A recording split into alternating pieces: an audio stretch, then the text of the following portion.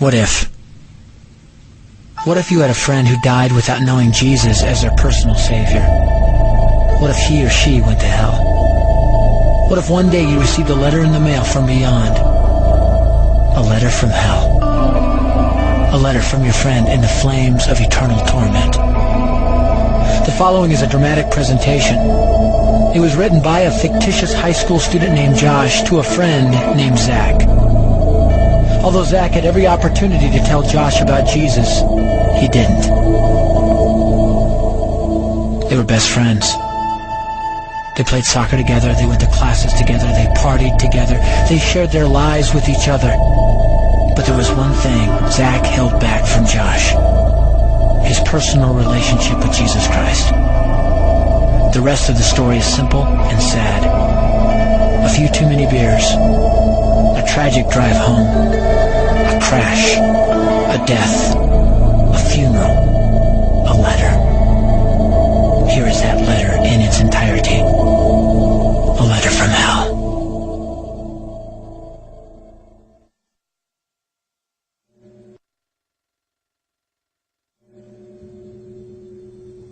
Dear Zach,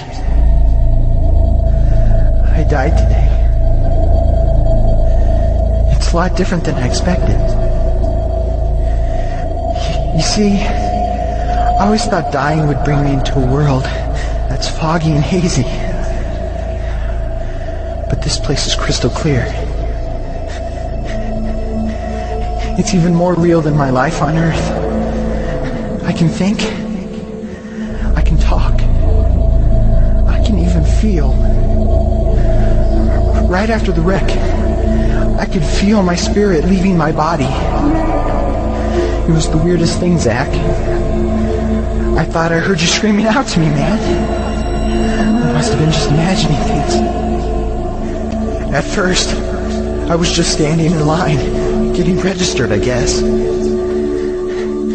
They asked me for my name and began to look in this thing they called the Book of Life. I guess they couldn't find it, though, because this huge angel standing next to me grabbed me by the arm and started dragging me away. I was terrified. I had no idea what was going on. I asked the angel where he was taking me, but he didn't answer.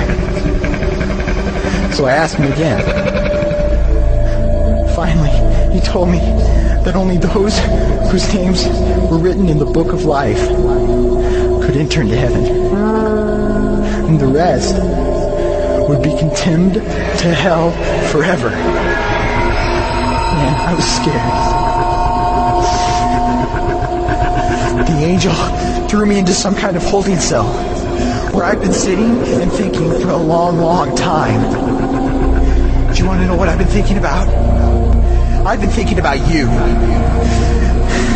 Zach, you're a Christian. You told me so yourself. I mean, we talked about it 3 different times today. Kelly brought it up, and you laughed it off. Coach Adams brought it up, and you changed the subject. I mean, it came up right before the wreck. Well, the question I can't get out of my mind is this, Zach. Why haven't you ever told me about how to become a Christian?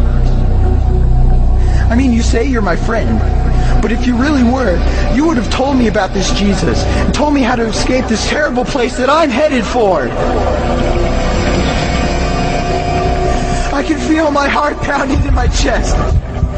The angels who have been chosen to cast me into hell are coming down the hallway. I can hear their footsteps. I've heard of this hell, Zach. They call it the lake of fire. I can't stand it, Zach. I'm terrified. No, the angels are at the door. Oh, no. No! They're coming in, and they're pointing at me. They're grabbing me and carrying me out of the room.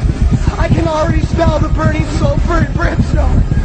I can see the edge of the cliff where hell burns. This is it. I am without hope. We're coming closer, closer, closer. My heart is bursting with fear. They're holding me over the flames. I'm damned forever. This is it. They have thrown me in. Fire. Pain. Hell. Why, Zach? Why didn't you ever tell me about Jesus?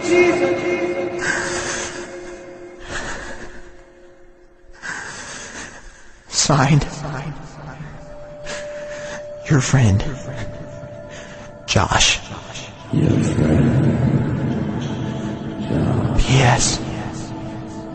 Welcome. Wish you were here. Wish you were here. Wish you were here. Wish you were here. Wish you were here. Wish you were here. Wish you were here.